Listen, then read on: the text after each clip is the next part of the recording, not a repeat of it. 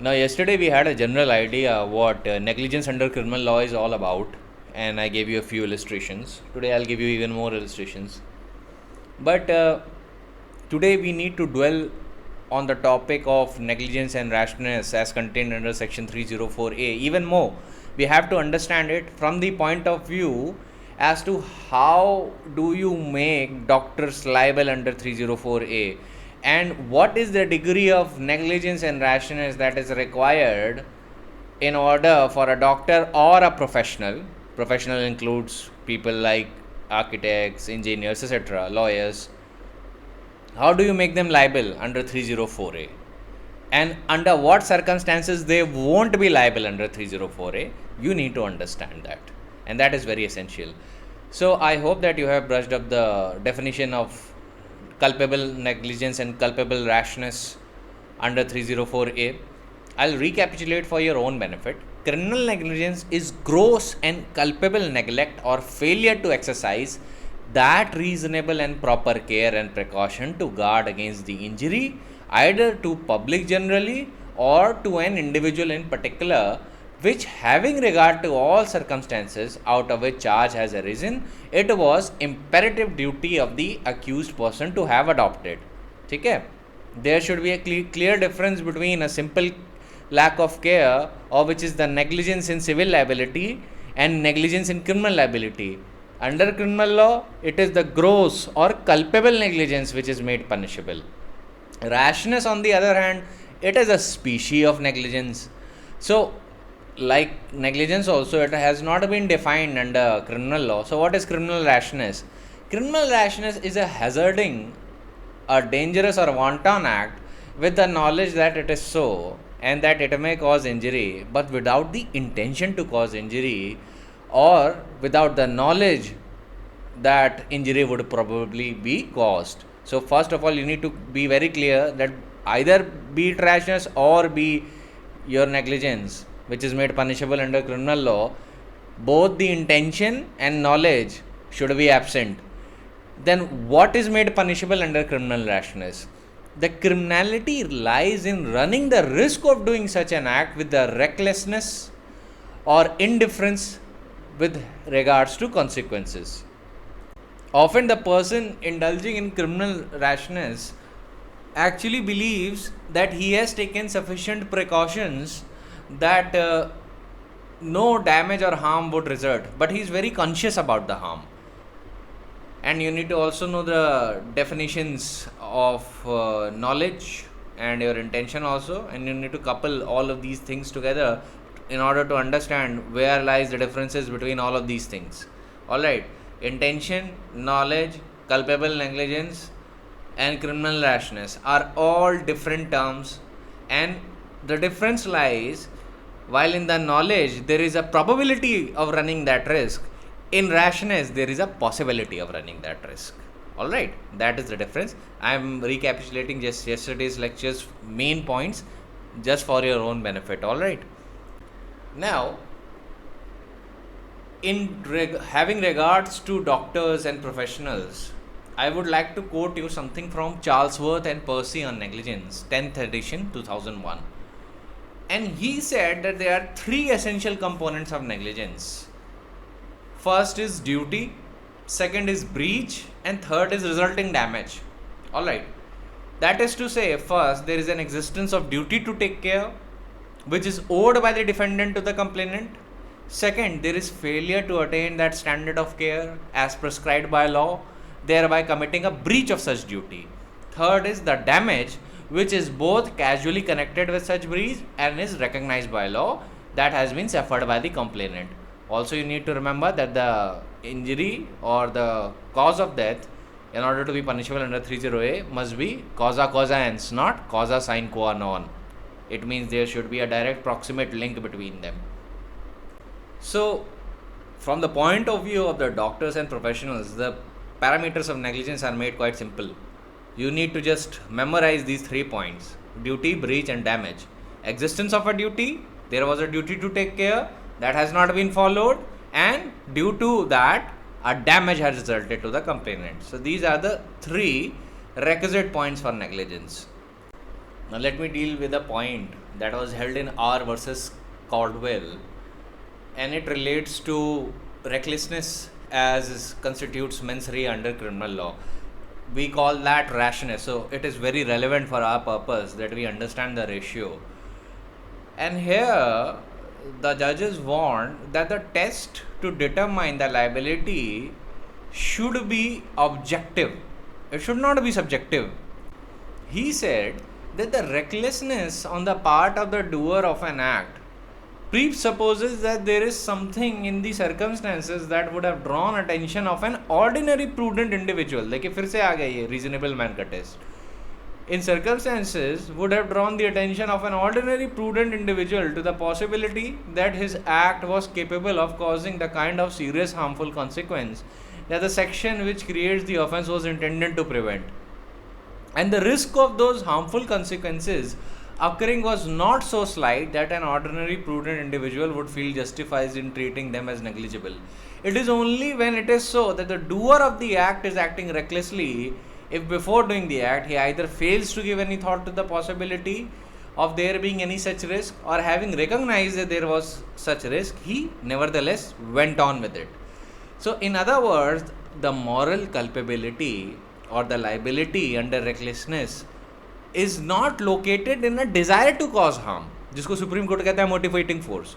यहाँ पे desire to cause harm नहीं होता. It resides in the proximity of reckless state of mind to the state of mind present when there is an intention to cause harm. In other words, it is the disregard to the possible consequences, जहाँ पे आदमी consequence की परवाह नहीं करता. Like in situation, the consequences entailed in a risk may not be wanted. And indeed, the person who is acting, he may hope that the evil consequence do not occur, and he might believe that he has taken sufficient precautions that such risk will not occur.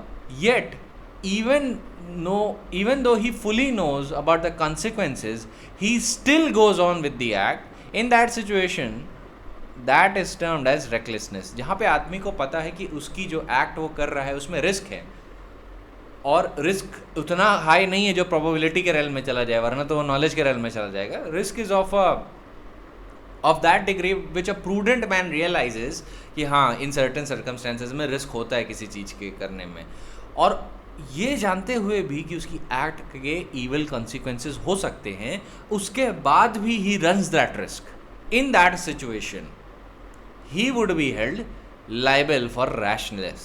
ठीक है, he would be held liable for rashness under 304A. उसी को Britain में recklessness बुलाते हैं, और यहाँ पे 304A में उसे rashness बोला गया है. Always remember, the element of criminality under rashness is that the accused, having run the risk of doing that act with recklessness and indifference to the consequence, वही है जो liability create करता है 304A में. ठीक है, the element of criminality is running the risk with having full knowledge or indifference towards the consequence of his acts. अब जो सिंपल लैक ऑफ केयर होती है, जो सिविल लॉ में क्या कहलाती है, नेग्लिजेंस कहलाती है, वो भी simple lack of care.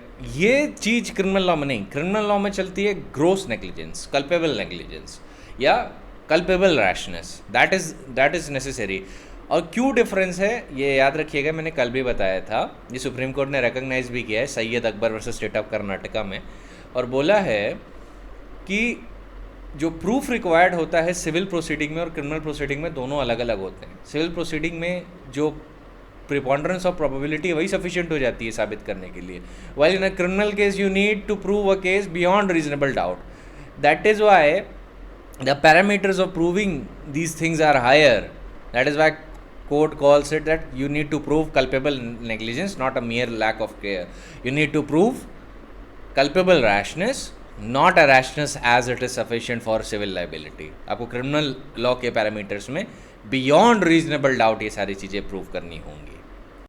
Also, the prosecution needs to show that when negligence is an essential ingredient of the offence, the negligence to be established by the prosecution must be culpable and gross, and not the negligence merely based upon the error of judgment. ध्यान रखिएगा, error of judgment is a different thing. जो मैंने कल एक example दिया था bus driver वाला, that is a different thing. And जो नेग्लिजेंस है, जो कल्पेबल और ग्रोस नेग्लिजेंस है, that is a very different thing. दैट बस ड्राइवर वाला एग्जाम्पल ध्यान में रखिएगा, जहाँ पे error of judgment Supreme court ने हेल्ड किया था, जहाँ पे बैरिकेडिंग थी, डिवाइडर था, और उसके बाद वो बस चला रहा था, एकदम से बच्चा रोड के बीच में आ जाता है क्रॉस करने के लिए। बस ड्राइवर एकदम से बस मोड़ने की कोशिश करता है, but nevertheless the bus hits the child and the child dies in the consequence. Even in that situation, court called it a mere error of judgment, that was not negligence of him. और क्योंकि वो speed limit के under drive कर रहा था, और ऊपर से उस सर्कमस्टेंसेज में जो एकदम से बच्चा वहाँ पे अचानक रोड पे आ गया, वो रोड पे कोई ऐसा रिस्क भी नहीं दिख रहा था कि वो क्रॉसिंग के लिए यूज़ होती है, क्योंकि बैरिकेडिंग और डिवाइडर लगे हुए थे। Nevertheless the child got through and try to cross the road.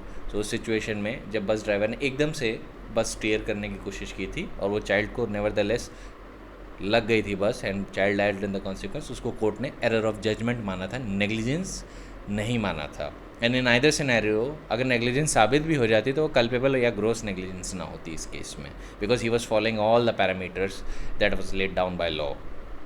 Now we come to the negligence in professional sense. अब negligence by professionals such as doctors, lawyers, architects, उनको लेके अलग क्राइटेरिया है। अब यहाँ पे हर एक प्रोफेशनल एक स्पेशल स्किल की बात करता है। जब आप एक डॉक्टर के पास जाते हैं तो मान लीजिए वो हार्ट सर्जन है, या वो ब्रेन सर्जन है एसेट्रा, या उसका कोई एरिया ऑफ स्पेशलाइजेशन है, आप उसके पास जाते हैं तो सबका स्किल सेट अलग होता है। जब आप एक लॉयर के पास जाते हैं तो लॉयर्स का भी स्किल सेट अलग होता है। जब आप आर्किटेक्ट्स के पास जाते हैं तो आर्किटेक्ट्स का भी स्किल सेट अलग होता है। कोई लेट अस सपोज किसी एक एरिया ऑफ फील्ड में एक्सपर्टीज़ रखता है, कोई दूसरी एरिया ऑफ फील्ड में एक्सपर्टीज़ रखता है, तो सबका जो लेवल होता है बराबर नहीं होता। तो अब इसमें आप कैसे डिटरमाइन करेंगे कि नेग्लिजेंस क्या है और क्या नहीं है, कि किस केस में नेग्लिजेंस ट्रीट की जाएगी और किस केस में प्रोफेशनल की नेग्लिजेंस नहीं मानी जाएगी।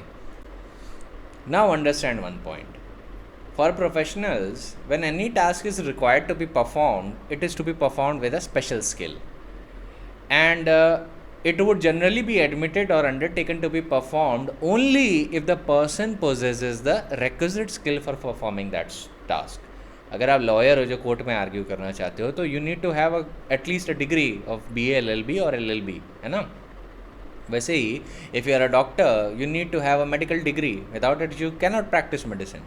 Similarly, any reasonable man entering into a profession which requires a particular level of learning to be called a professional of that branch impliedly assures a person dealing with him that the skill which he professes to possess shall be exercised and exercised with reasonable degree of care and caution. मेरे इस last part पे थोड़ा focus करिएगा, ये आगे अभी sense बनाएगा। I'll reiterate again. So any reasonable man entering into a profession which requires a particular level of learning to be called a professional of that branch impliedly assures the person dealing with him that the skill which he professes to possess shall be exercised and exercised with reasonable degree of care and caution. तो अगर जैसे मैं lawyer हूँ, मेरे पास कोई client आता है तो मैं क्लाइंट को बोलता थोड़ी ना हूँ कि मैं आपका केस किस तरीके से हैंडल करूँगा, कितने अच्छे तरीके से हैंडल करूँगा। नहीं, client is already under an implied assurance कि I am an advocate, I have a standing at the bar, and so he expects, जबकि वो एक्सप्रेसली नहीं बोलता, वो एक्सपेक्ट करता है, इम्प्लाइडली एक अश्योरेंस होती है, since he is a member of the Bar Council, since he has a standing as an advocate for certain amount of years, then I think reasonable degree of care and caution shall be exercised in my case. ध्यान रखिएगा, मैं आपको lawyer का example दे रहा हूँ, लेकिन आपको इसको प्रोफेशनल फील्ड के एग्जांपल में समझना है। आप इस एग्जांपल को थोड़ा और वाइडन करिए, इसमें आर्किटेक्ट्स, डॉक्टर्स और जितने भी अदर प्रोफेशनल्स हैं इंक्लूड करिए, क्योंकि right now I want to make you understand the concept of negligence in a professional sense. So in a profession a lawyer generally never assures his client of the result. A lawyer does not tell his client that the client shall win the case in all circumstances. Similarly, a physician would not assure a patient of full recovery in every case. A surgeon cannot and does not guarantee that the result of surgery would invariably be beneficial, much less to the extent of 100% for the person operated upon. The only assurance which the professional can give or can be given to be understood, to have given by implication, is that he possesses the requisite skill in the branch of the profession which he is practicing, and while undertaking the performance of the task entrusted to him, he would be exercising the skill with reasonable competence. ठीक है, यही assurance होती है, implied assurance. देखिए, कभी भी surgery में कोई भी अगर करवाते तो 100% सक्सेस की गारंटी कोई भी मेडिसिन की फील्ड नहीं लेती. इसीलिए जैसे ऐसे समझ लीजिए कि जैसे आप लॉयर हैं, तो आप कैसे बता सकते हैं कौन से केस में सक्सेस होगी या कौन से केस में नहीं. आप तो अश्योरेंस दे सकते हैं कि yes there is certain chances that you will succeed in the case, but what if the judge doesn't agrees with you and he dismisses your case? वो भी हो सकता है. तो प्रोफेशनल्स जो होते हैं वो एक ही इम्प्लीकेशन और अश्योरेंस देते हैं. वो ये देते हैं कि I am a professional, I possess a requisite skill in the branch of the profession in which I am practicing, and the performance of the task that you entrust to me would be exercised with requisite skill and with reasonable competence, जैसा कि आम तौर पे मेरे professions में required होता है. ध्यान रख दीजिएगा मेरे वर्ड पे, exercise the skill with reasonable competence. Reasonable यहाँ पे कीवर्ड है, ठीक है. Just focus on this word for now. This is what any person approaching a professional can expect. So if judged by this standard, a profession may be held liable for negligence on one of the two findings. First, either he was not possessed of the requisite skill which he professed to have possessed, or he did not exercise with reasonable competence in the given case the skill which he did possess. The standard to be applied for judging whether the person charged has been negligent or not would be that of an ordinary competent person exercising ordinary skill in that profession. It is not necessary for every professional to possess the highest level of expertise in the branch in which he practices. इसीलिए मैंने बोला था कि reasonable word पे focus करिए. देखिए, अब इतना सब मेरे बताने के बाद दो एसेंशियल पॉइंट्स आते हैं कि आप किसी प्रोफेशनल को किस बात के लिए लाइबल करवा सकते हैं, किस बात के लिए वो नेग्लिजेंस के लिए लाइबल हो सकता है. पहला कि either the skill he profess to have possessed वो उसके पास नहीं था. कि let us suppose you go to a doctor और वो डॉक्टर कहता है कि मैं सर्जरी बहुत अच्छी परफॉर्म कर देता हूँ, and he is not a surgeon. So in that case he did not had the requisite skill which he professed to have possessed, कि मतलब उसके पास वो स्किल नहीं था. तो ऐसी सिचुएशन में उसको आप नेग्लिजेंस के लिए लाइबल कर सकते हैं. सिमिलरली लेट अस सपोज एक डॉक्टर है, वो आयुर्वेद का डॉक्टर है और वो एलोपैथिक मेडिसिन प्रिस्क्राइब कर रहा है, वो उसकी फील्ड नहीं है. In that situation he never had the skill which he professed to have possessed. Allopathic medicine आप प्रिस्क्राइब कर रहे हैं जिसमें आपकी एक्सपर्टीज नहीं है, you are not a professional in that field, you can be held liable for negligence. Similarly if you go to a lawyer and you find out that he is not a lawyer at all, और वो let us suppose miss represents his case, तो fraud में भी जाएगा, cheating में भी जाएगा और काफ़ी और उस पर केसेस लग जाएंगे अलॉन्ग विद नेग्लिजेंस. तो लॉयर की नेग्लिजेंस की वजह से डेथ नहीं होती unless of course a person is being prosecuted for murder or terrorist acts. But how the act of the lawyer is causa causans cannot be established, because in any scenario a lawyer's argument is not a direct cause or a proximate cause of death. So generally lawyers पे 304A नहीं apply करता. अब कोई exceptional scenario कहीं से निकाल रहा है तो फिर अलग बात है, but generally by generally I mean 99% of the time it doesn't apply on the lawyers. ये डॉक्टर्स के पॉइंट ऑफ व्यू से मेनली समझिए, क्योंकि डॉक्टर्स की लाइबिलिटी सबसे ज़्यादा है. तो क्योंकि अगर डॉक्टर ने नेग्लिजेंस की, if a doctor let us suppose does not have the skill which is required to exercise his profession, जो एक रीजनेबल डिग्री की कॉम्पिटेंस मांगता है वो उसके पास नहीं है, तो वो लाइबल किया जा सकता है नेग्लिजेंस के लिए. और दूसरा है कि अगर जो वो स्किल कह रहा है जो मैं एक्सरसाइज कर सकता हूँ, let us suppose I am the doctor and I pretend to you that let us suppose I am a physician, और मेरे पास MBBS की डिग्री नहीं है, मेरे पास मेडिसिन की डिग्री नहीं है. In that case if injury happens to you, then you can make me liable for negligence under 304A. Alright, in injury इस केस में death है by the way, but in a certain sense you can make me liable under 304A, क्योंकि मैं जो skill profess कर रहा था कि मेरे पास है, वो मेरे पास है ही नहीं. Alright, तो दो पैरामीटर्स में याद रखिएगा. A professional may be liable for negligence on two findings. Either he was not possessed of the requisite skill which he professed to have possessed, वो स्किल था ही नहीं उसके पास जो बता रहा था कि उसके पास है, or he did not exercise with reasonable competence in a given case the skill which he did possess. The standard to be applied for judging whether the person charged has been negligent or not would be that of an ordinary competent person exercising ordinary skill in that profession. It is not necessary for every professional to possess the highest level of expertise in that branch in which he practices. ये second point को लेके elaboration है. जिस तरीके से lawyers में हर आदमी राम जेठमलानी नहीं हो सकता, हर लॉयर राम जेठमलानी नहीं हो सकता, उसी तरीके से हर डॉक्टर को आप एक्सपेक्ट नहीं कर सकते कि उसके पास हाईएस्ट लेवल ऑफ एक्सपर्टीज हो. तो कोर्ट क्या टेस्ट देखता है? कोर्ट देखता है कि क्या रीजनेबल कॉम्पिटेंस थी उस डॉक्टर के पास जैसी कि उस फील्ड में डिमांड होती है. क्या वो ऑर्डिनरी कॉम्पिटेंस थी जैसी कि उस फील्ड में डिमांड होती है? अगर ये बात सेटिस्फाई हो गई कि he exercise the ordinary and reasonable competence which is demanded in that particular profession, in that case he won't be liable. और जहाँ पे दिख गया कि उसके पास वो रीजनेबल कॉम्पिटेंस नहीं थी, वो ऑर्डिनरी कॉम्पिटेंस नहीं थी जो उस प्रोफेशन के लिए चाहिए, वहाँ पे he'd be held liable under 304A. इस टेस्ट को क्या बोला जाता है, specially in the point of view of the doctors? इसको लिख लीजिएगा और याद कर लीजिएगा. It is called Bolam's test. ठीक है, ये हेल्ड हुआ था Bolam versus Friern hospital management committee के केस में. Now listen to what the opinion of Honorable Justice McNair had to say. He said, in ordinary case, वो ये बोलम versus Friern hospital management committee का excerpt है, वो मैं आपको बता रहा हूँ.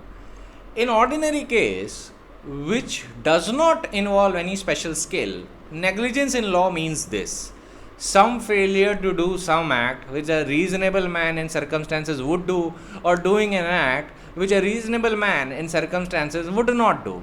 And if that failure or doing of that act results in injury, then there is a cause of action.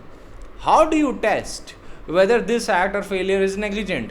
In ordinary case, it is generally said that you judge that by an action by the action of the man on the streets. He is an ordinary man. In one case, it has been said that you judge it by the conduct of the man on the top of the Clapham omnibus, जो एकदम peak पे है. He is the ordinary man. But where do you get a situation which involves the use of some special skill or competence?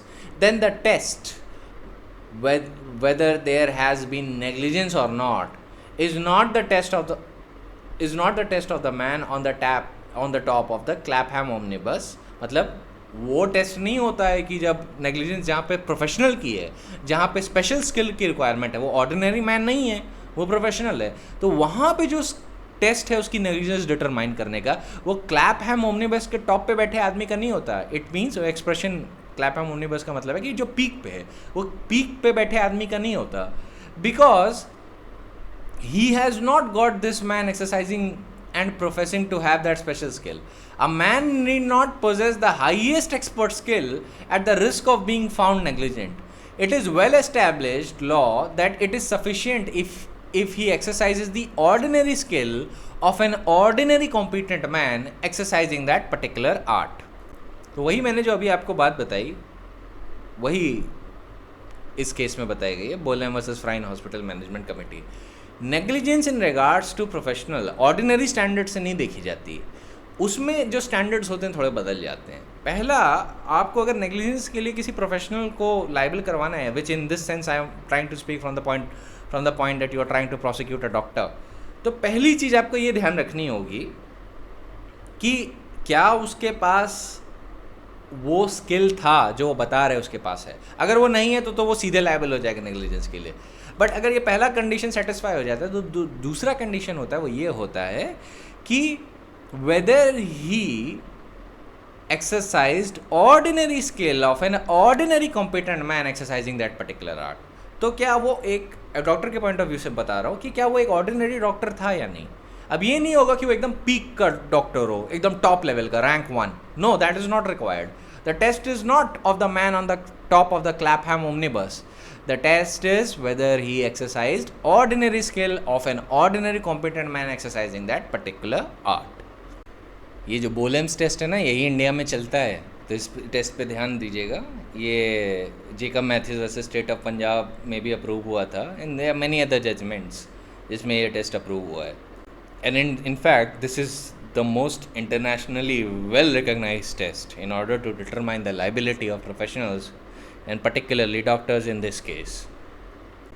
अब एक English case है, एकर्सली versus बिनी 1988 का, जिसने बोलेम्स test को समराइज़ किया था और बोला था, from these general statements it follows that the professional man should command corpus of knowledge which forms the part of the professional equipment of the ordinary member of his profession.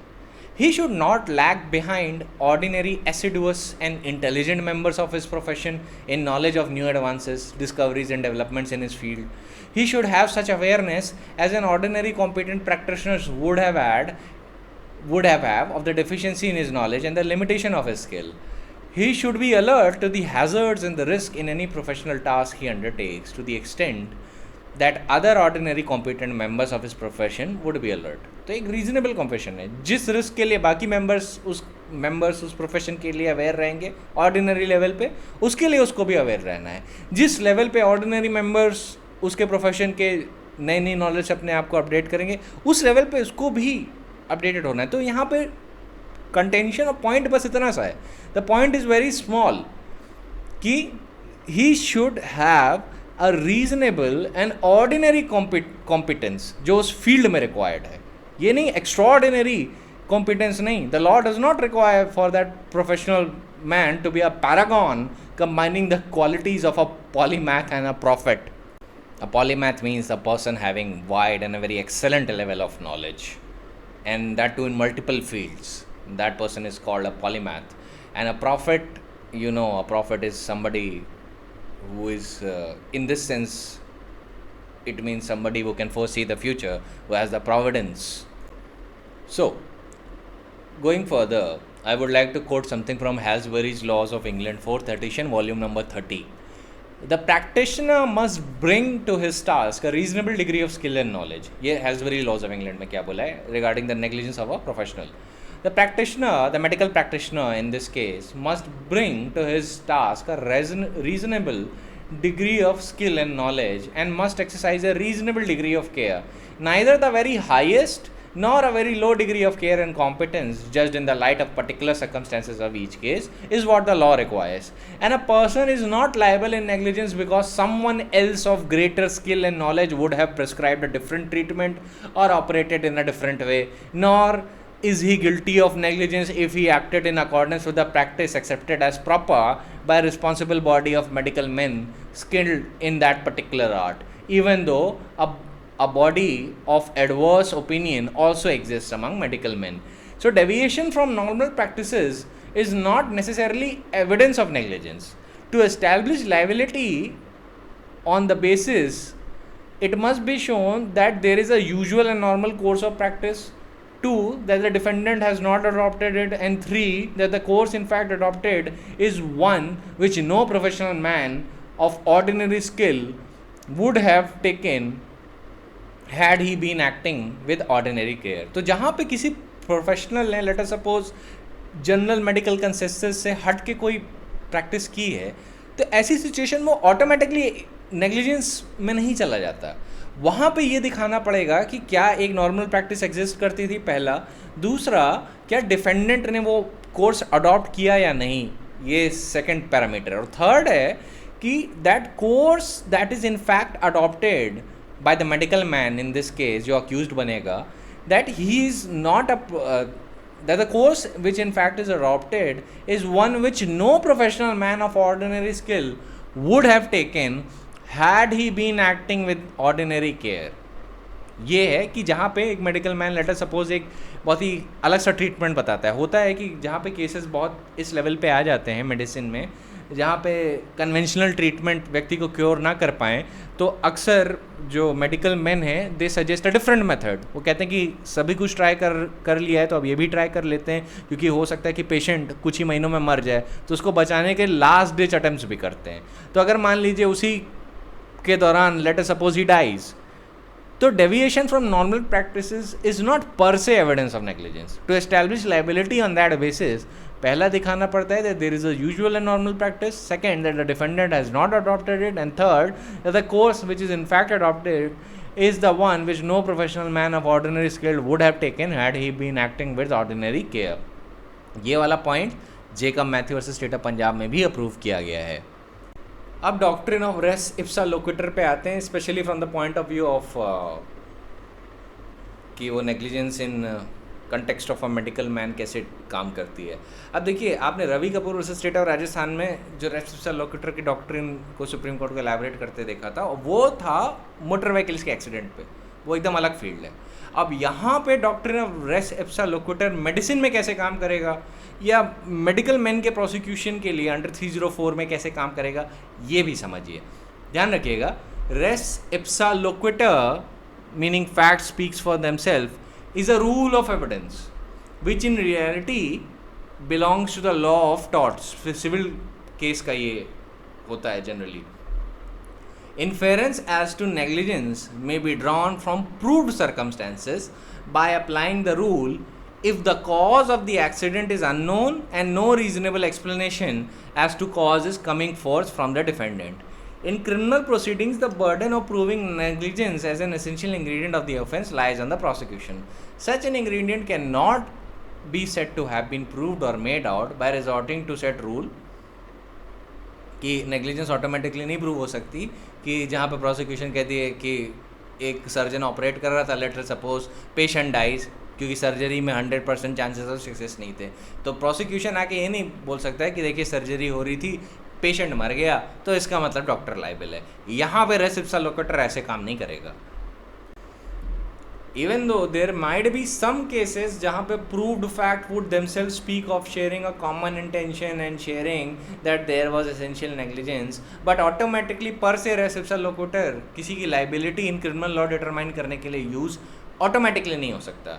In criminal case, the inference as to an essential ingredient of an offence can be found proved by resorting to said rule only if the necessary facts are proved by the prosecutions, which allows the court to actually see if the rule applies or not. किसी भी हाल में 304A of the IPC सीधी तरीके से race ipsa लोक्विटर का rule apply करके नहीं decide हो जाता है। देखिए, एक तरीके से रेस इप्सा लोक्विटर एक रूल ऑफ एविडेंस होता है जिसको वो रिलैक्स करता है। रूल ऑफ एविडेंस जो है रेस इप्सा लोक्विटर, ये प्रोसिक्यूशन को एडिशनल एविडेंस देने से रिलैक्स करता है कि नहीं, आपको नहीं देना। ये सिविल केस में जनरली होता है, लेकिन क्रिमिनल केस में क्या होता है कि लेटर सपोज, जैसे सर्जन का एग्जांपल ले रहा हूँ, सर्जन ऑपरेशन कर रहा है, लेटर सपोज किसी कैंसर पेशेंट का ट्यूमर के लिए। अब ट्यूमर निकालते वक्त लेटर सपोज वहाँ पे इतना रिस्क है कि he can die from the surgery itself, and later suppose he actually dies during the course of the surgery, तो क्या रेस इप्सा लोक्विटर का रूल लगा के ही डॉक्टर को लायबल कर देना चाहिए 304A में? The answer is no. Automatically per se race ipsa लोक्विटर को अप्लाई करके आप 304A में किसी डॉक्टर की लायबिलिटी नहीं बैठा सकते। Always remember, a medical practitioner, when he is faced with an emergency, ordinarily tries his best to redeem the patient out of his suffering. He does not gain anything by acting with negligence or by omitting to do an act. Obviously, therefore, it would be for the complainant or the prosecution to clearly make out a case of negligence before a medical practitioner is charged with or proceeded against criminally under 304A. A surgeon with a shaky hands under a fear of legal action cannot perform a successful operation, and a quivering physician cannot administer the end dose of the medicine to his patient. ये भी चीज़ों का ध्यान रखना चाहिए। अब court ने सारी चीज़ें रियलाइज़ की हैं कि आप किसी भी मेडिकल मैन को ऐसे नहीं कर सकते कि ऑपरेशन गलत हुआ तो फिर तुम गए 304A में, ऐसे नहीं हो सकता। Because a medical practitioner wouldn't be able to practice medicine if he fears that there is a halter around his neck, कि फांसी का फंदा उसके गर्दन के आसपास घूम रहा है. वो कहाँ से प्रैक्टिस कर पाएगा? नहीं कर पाएगा. Because if the hands of such surgeon is trembling with the fear of criminal prosecution in the event of failure of for whatever reason, whether attributable to himself or not, that he might be personally be prosecuted for a failed surgery or for a failed administration of a life saving dose of a medicine, then in that scenario अगर वो इसी डर में रहेगा कि उसको prosecution हो सकता है, तो वो बिल्कुल भी मेडिसिन नहीं प्रैक्टिस कर पाएगा. Always remember, such a timidity forced upon a doctor would be a disservice to the society. ये पॉइंट लिया गया था सुप्रीम कोर्ट के सामने. एक केस में सुप्रीम कोर्ट ने बोल दिया था कि you can not expect a medical man to practise medicine with a halter around his neck, कि वो हमेशा इसी डर में रहे कि उसका प्रोसिक्यूशन हो सकता है. तो यहाँ पे कोर्ट ने वही बोलम्स टेस्ट को अप्रूव किया था कि the purpose of holding a professional liable for his act or omission if negligent is to make the life safer and to eliminate the possibility of reoccurrence of negligence in future. ऐसा नहीं है कि medical man liable नहीं होते negligence के लिए, बहुत होते हैं. 304A में ही ज़्यादातर लाइबल होते हैं. लेकिन नेग्लिजेंस के लिए लाइबिलिटी उनकी क्यों है? वो इसलिए जिससे बाकियों की ज़िंदगी बच सके और पॉसिबिलिटी ऑफ नेग्लिजेंस ख़त्म हो सके. इसलिए नहीं है कि मेडिकल मैन इस डर में रहे हमेशा कि अगर मान लीजिए वो सर्जन है और सर्जरी फेल हो गई, late us suppose brain tumour की सर्जरी है, बहुत कॉम्प्लेक्स ऑपरेशन होता है, ब्रेन सर्जरी है, और लेट अस सपोज उसको पता है चांसेस ऑफ फेलियर बहुत हाई हैं एंड पेशेंट एक्चुअली डाइज. तो उस केस में अगर आप ऐसे मेडिकल सर्जन्स को लाइबल करते रहना, तो कोई भी जो मेडिकल प्रैक्टिशनर है वो सर्जरी करेगा ही नहीं. वो कह देगा नहीं भैया, सक्सेस के चांस बहुत कम है और फेलियर के चांस ज़्यादा है, मैं क्यों ऐसा रिस्क लूँ जिसमें मैं ही लायबल हो जाऊँ. तो नहीं करेगा. और ऐसे क्या होगा, सोसाइटी को नुकसान होगा. ठीक है, मेडिकल मैन को उतना नुकसान नहीं होता, सोसाइटी को नुकसान होगा. तो दिस इज़ वाई जब लॉ सुप्रीम कोर्ट उसकी व्याख्या करता है, इंटरप्रिटेशन करता है, तो उस सेंस में करता है which furthers the object of legislature and which furthers the community interest, society का इंटरेस्ट को ध्यान में रखते हुए भी करता है. ठीक है, तो एक तरफ उसने ये भी नहीं कहा कि मेडिकल प्रोफेशनल्स कभी लायबल नहीं होंगे. वो लायबल होंगे अपनी नेग्लिजेंस के लिए, क्योंकि उनकी लायबिलिटी इसलिए ज़रूरी है क्योंकि जिससे आगे नेग्लिजेंस ना हो. लेकिन नेग्लिजेंस किस चीज़ को मानता है court? Gross negligence, culpable negligence, जहाँ पे ये दो पैरामीटर्स हों जो बोलम टेस्ट के हैं, कि या तो उसके पास वो स्किल ही नहीं है जो वो बता रहा है उसके पास है, या उसके पास वो स्किल तो है जो वो बता रहा है, डिग्री तो है मेडिसिन की, लेकिन he does not have the average competence that is required in that field, जिसको आप ordinary competence, average competence etcetera कह सकते हो. ये ज़रूरी नहीं है कि उसके पास एकदम highest excellent level of skill होना चाहिए. That is not necessary. ठीक है, जिस तरीके से लॉ में हर आदमी राम जेठमलानी नहीं है, वैसे ही मेडिसिन में भी जजेस ये नहीं कहते कि हर आदमी को रैंक 1 होना चाहिए या एकदम एक्सपर्टीज़ होनी चाहिए या टॉप लेवल का कैलिबर होना चाहिए. नहीं, कोर्ट कहता है ऑर्डिनरी लेवल का कैलिबर होना चाहिए उस फील्ड में. अब देखिए, एक केस मेडिकल मैन के प्रोसिक्यूशन को लेके मैं प्राइवेट काउंसिल का बताता हूँ. ये प्राइवेट काउंसिल का केस है, John Oni Akerele versus King, AIR 1943, private council, page number 72. In this case, what happened that a duly qualified medical practitioner gave to his patient an injection of Sobita, which consisted of sodium bismuth tartrate. हुआ क्या कि उस injection की थोड़ी overdose हो गई जिसकी वजह से पेशेंट मर गया. अभी ध्यान रखिएगा, बोलेम्स टेस्ट नहीं आया है, अभी ये प्राइवेट काउंसिल की बात बता रहा हूँ. देखिए, अभी लॉ अभी बहुत नेसेंट स्टेज में है. तो वो पेशेंट मर गया. Doctor was accused of manslaughter, reckless act and negligent act. उसको ट्रायल कोर्ट ने कन्विक्ट कर दिया. मैटर घूम फिर के हाउस ऑफ लॉर्ड्स के पास गया. Their lordship quashed the conviction and said that on review of the judicial opinion of an illuminating discussions upon the points which are also relevant before us, what their lordships can held to be summed up as under: first, that a doctor is not criminally liable for patient's death unless his negligence or incompetence went beyond a mere matter of compensation between the subjects and showed such disregard for life and safety of others as would amount to crime against the state. कि mere responsibility for patients death नहीं, ऐसी recklessness दिखानी चाहिए, ऐसी incompetence दिखानी चाहिए विच shows that he had disregard for life and safety of all the persons. Second, the degree of negligence required is gross और culpable negligence. और फिर वही बताया कि civil negligence और criminal negligence अलग अलग चीज़ें होती हैं. It is impossible to define criminal or culpable negligence, and it is not possible to make a distinction between actionable negligence and criminal negligence intelligible except by the means of illustrations drawn from actual judicial opinion. The most favorable view of the conduct of an accused medical man has to be taken. तो favorable view आपको medical man के ही point of view से सोचना है. For it would be most fatal to the efficiency of medical profession if no one can administer medicine without a halter around his neck. ये पहली बार expression use हुआ, इसी expression को supreme court अक्सर use करता है. So in this case, their lordships refused to accept the view that the criminal negligence was proved merely because a number of persons were made gravely ill after receiving an injection of Sovita from the appellant, coupled with the finding that the degree of care was not exercised. तो इस case में criminal negligence prove नहीं हुई थी और doctor को छोड़ दिया था. अब एक और चीज़ याद रखिएगा, हमेशा याद रखिएगा इनफैक्ट नेग्लिजेंस के केसेस में, और ये कल्पेबल होमिसाइड मर्डर के लिए भी ज़रूरी है कि जो एक्ट होती है ना वो कॉजा कॉजेंस होनी चाहिए. कॉजा साइन को नॉन से काम नहीं चलेगा.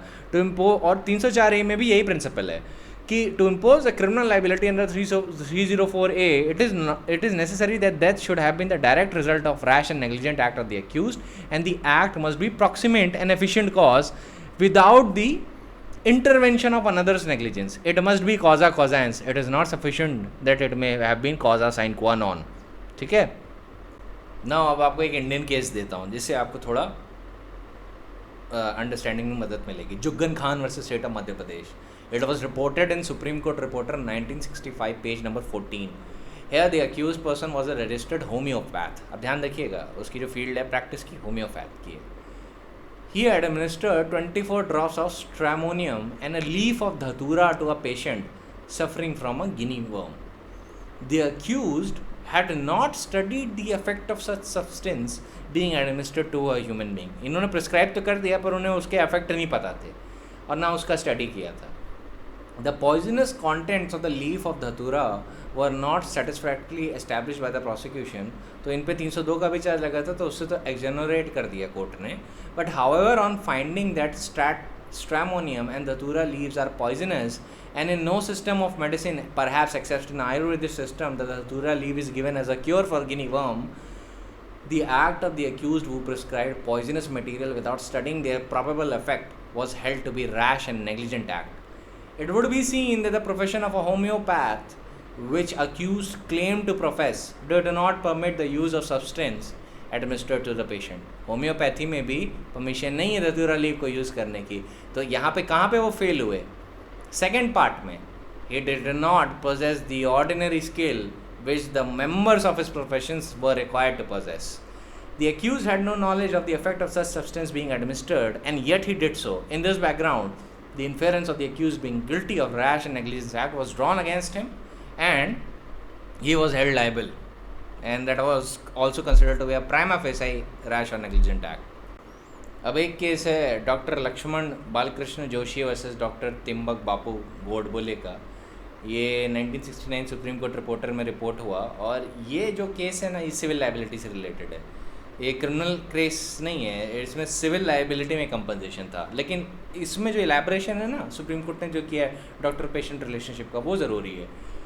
सुप्रीम कोर्ट ने कहा कि the person who holds himself out ready to give medical advice and treatment impliedly undertakes that he is possessed of skill and knowledge for that purpose.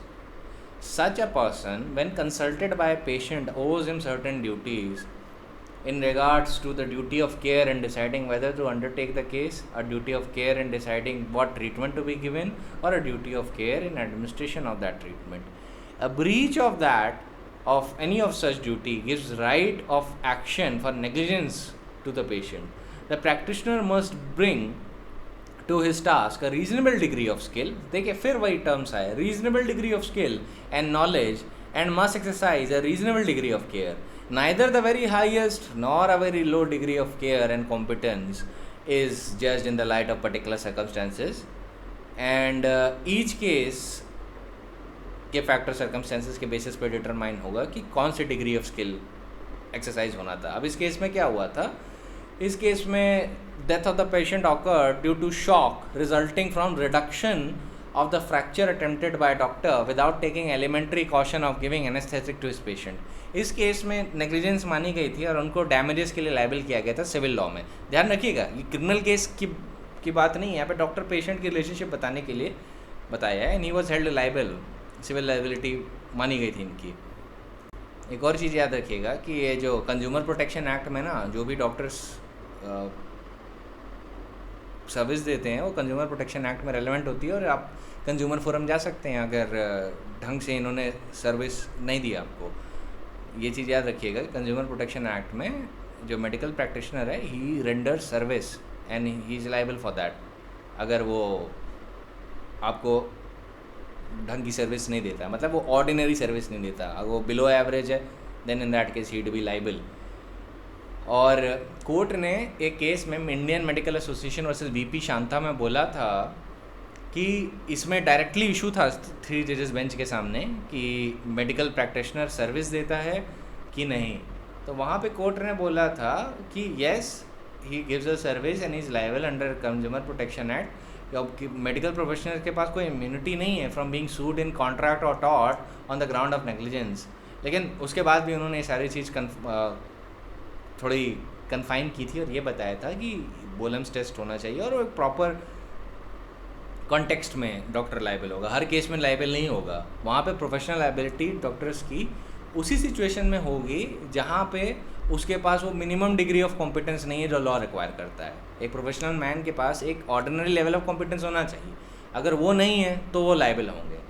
Similarly अगर later suppose उनके पास वो skill ही नहीं है जो वो बता रहे हैं उनके पास है, जैसे आप होम्योपैथिक के डॉक्टर हैं और आप एलोपैथी मेडिसिन प्रिस्क्राइब कर रहे हैं, इस केस में आपके पास वो स्किल नहीं है जो आप प्रोफेस कर रहे हैं, ऐसी सिचुएशन में भी लायबल हो जाएंगे. सिमिलरली एक केस लीजिए, ये पूनम वर्मा वर्सेस अश्विन पटेल का. यहाँ पे भी डॉक्टर जो थे वो रजिस्टर्ड थे to practise in homeopathy only, पर उन्होंने एलोपैथिक मेडिसिन प्रिस्क्राइब कर दी.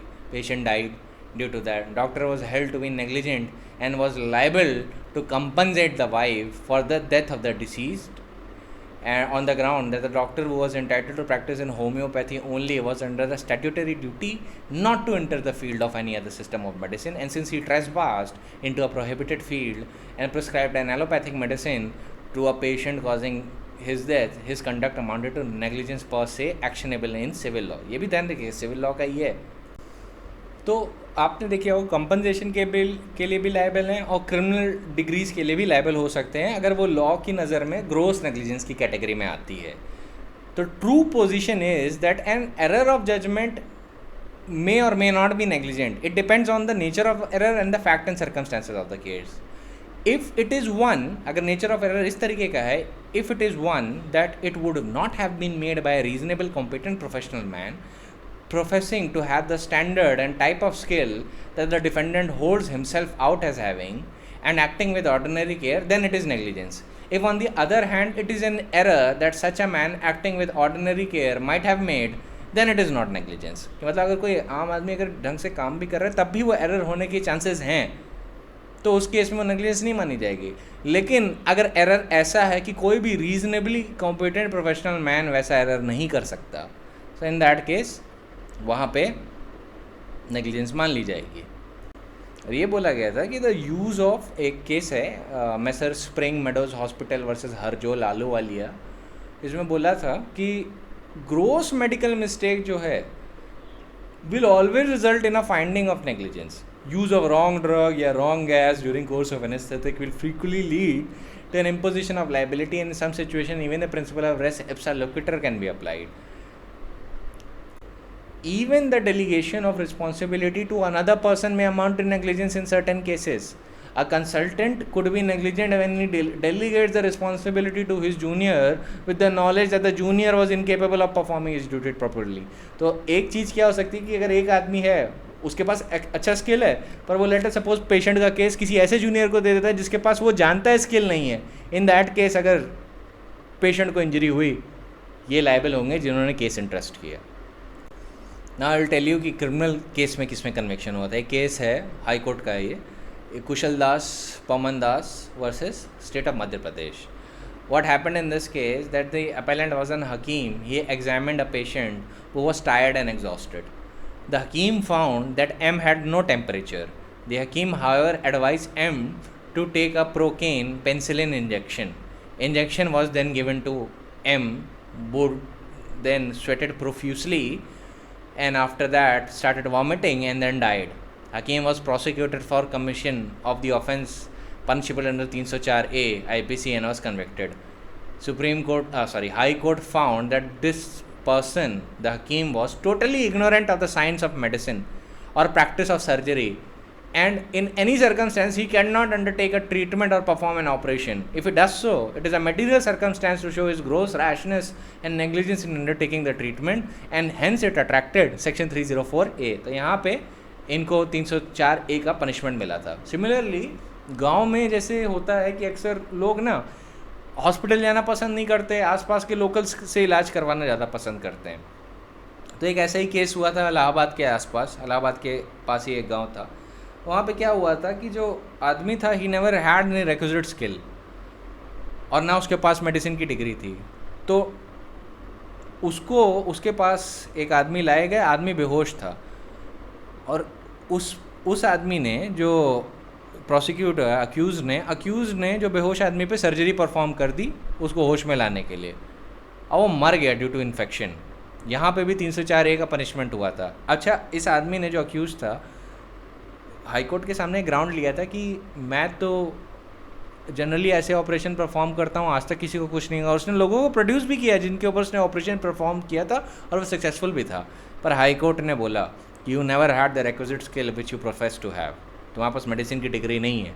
And that situation he was held liable. तो High Court of Madhya Pradesh ने भी इन्हीं सब फैक्ट्स को देखते हुए लाइबल किया था. अब मैं प्राइमरली आपको बताता हूँ कि Jacob Mathew versus state of Punjab में क्या हुआ था. ठीक है, ये बहुत इंपॉर्टेंट केस है, ये आपको याद रखना है. अब जेकब मैथ्यूज़ में क्या हुआ था कि जो इन्फॉर्मेंट था, जो कंप्लेनेंट था इस केस में, उसके जो फादर थे जीवन लाल शर्मा, वो CMC हॉस्पिटल लुधियाना में एडमिट थे. अब Jeevan Lal Sharma had difficulty in breathing. तो उसने जाके डॉक्टर्स को बताया. डॉक्टर्स ने नर्सेस को बोला कि आप जो हैं इनको एक ऑक्सीजन सिलेंडर लगा दीजिए. अब जो ऑक्सीजन सिलेंडर लगाया था उसमें ऑक्सीजन थी नहीं, खाली सिलेंडर था. खाली सिलेंडर होने की वजह से जीवन लाल शर्मा डाइड. अब जब वो मर गए तो इनके ऊपर FIR हुई डॉक्टर्स पे, जेकब मैथ्यूज़ और इनके साथ एक और थे. अब FIR हुई, सो ये पहुंचे Supreme Court to quash the charges against him. अब सुप्रीम कोर्ट ने इस केस में 304A IPC के फैक्ट्स प्रूव नहीं माने. सुप्रीम कोर्ट ने ये तो पाया कि नेग्लिजेंस थी, सिविल लाइबिलिटी में लोग लाइबल होंगे पर क्रिमिनल लाइबिलिटी में लाइबल नहीं थे. सुप्रीम कोर्ट ने बोला it is not the case of the complainant and the accused appellant that he was not a qualified doctor. पहली चीज़ ये बोलम टेस्ट अप्लाई करके सुप्रीम कोर्ट ने बोला कि पहली चीज़ तो अक्यूज्ड जो है उसके पास रिक्विजिट स्किल था.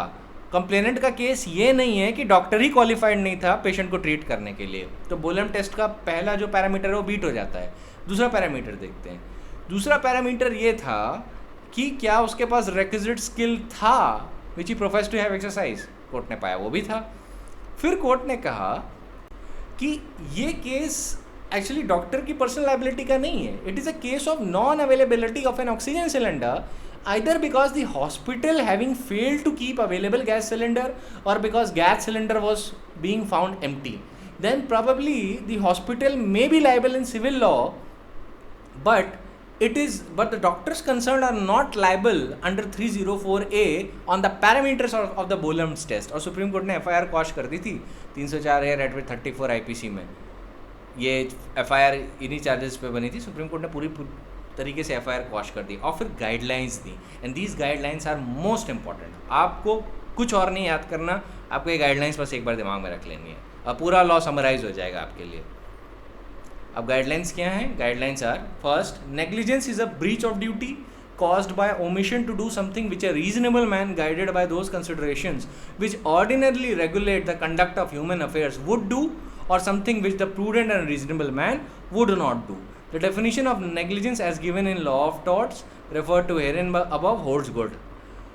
Negligence becomes actionable on account of injury resulting from the act or omission amounting to negligence attributable to persons sued. The essential component of negligence are three: duty, breach and resulting damage. याद करिए, lecture की शुरुआत में ही मैंने ये बता दिया था.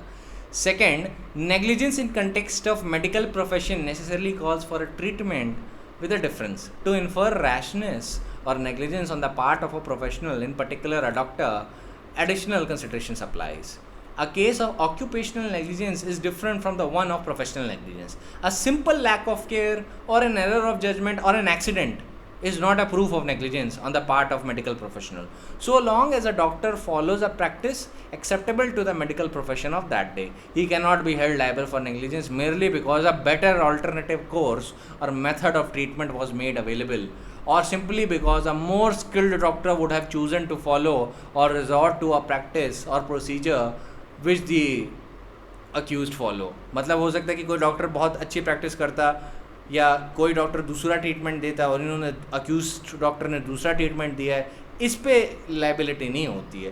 When it comes to the failure of the precautions, what has to be seen is whether those precautions were taken which the ordinary experience of men was found to be sufficient. A failure to use special or extraordinary precautions which might have prevented the particular happening cannot be the standard for judging the alleged negligence. So also the standard of care while assessing the practice as adopted is judged in the light of the knowledge available at the time of the incident, and not the knowledge available of not at the time of the knowledge available in the medical field at the date of trial.